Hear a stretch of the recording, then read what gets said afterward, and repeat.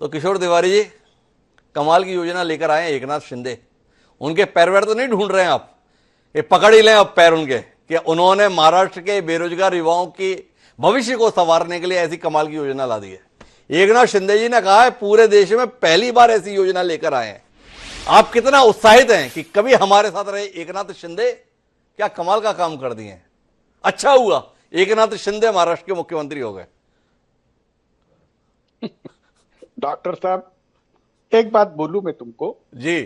जब जनाधार लगा घटने तो खैरात लगी बटने। अब क्या हुआ कि इस सरकार का फोकस था मेट्रो ट्रेन, अंडरग्राउंड ट्रेन, समृद्धि मार्ग और बड़े बड़े प्रोजेक्ट। और ये सरकार जब आई थी, मैं 14 से 24 तक का बता रहा हूँ जी। 1.5 लाख रुपए 1.5 लाख करोड़ का इन पे कर्जा था महाराष्ट्र सरकार। और उस वक्त ये कहते थे कि ये कांग्रेस वालों ने कहां ले जाके डाल दिया है इस सरकार को।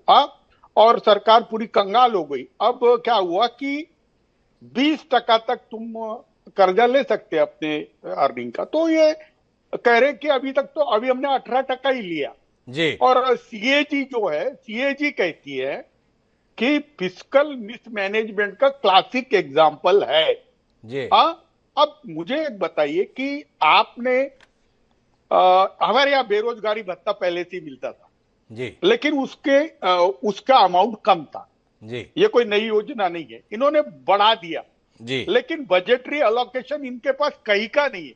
अब आप बोलते हैं लाडली बहना जी। अब लाडली बहना के लिए 46,000 करोड़ का इन्होंने प्रोविजनिंग रखा है। लेकिन मैं महाराष्ट्र के बारे में बोलता हूं क्योंकि आज मैं श्रवण जी को भी आपके इसमें देख रहा हूं, तो इस पे डिस्कस होनी चाहिए कि 55% रेवेन्यू अर्निंग का सैलरी पे चले जाता है जी।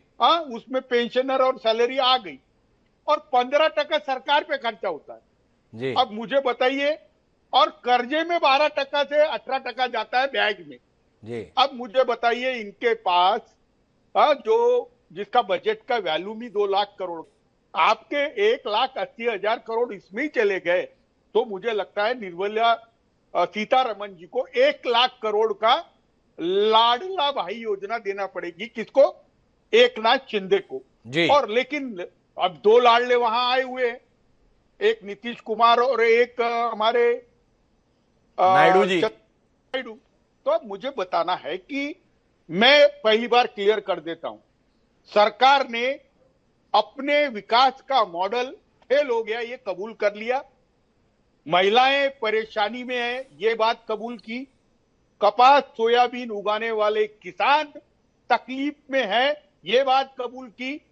और उन्होंने अपने पूरे बजट का फोकस, चलो आखिरी बार, क्योंकि इंप्लीमेंट तो मुझे ही करना है, यानी महाविकास आघाड़ी और उद्धव जी को करना है, तो हमारे भरोसे इन्होंने जाहिर कर दिया। लेकिन मैं कहता हूं उद्धव जी ठाकरे से मेरी बात हुई है और वो जो भावी मुख्यमंत्री है, क्योंकि महाविकास आघाड़ी को ऐसे ही 180 सीटों पे लीड है, तो उन्होंने कहा है कि मुझे ये योजनाएं जिंदा रखने के लिए बहुत सोचना पड़ेगा।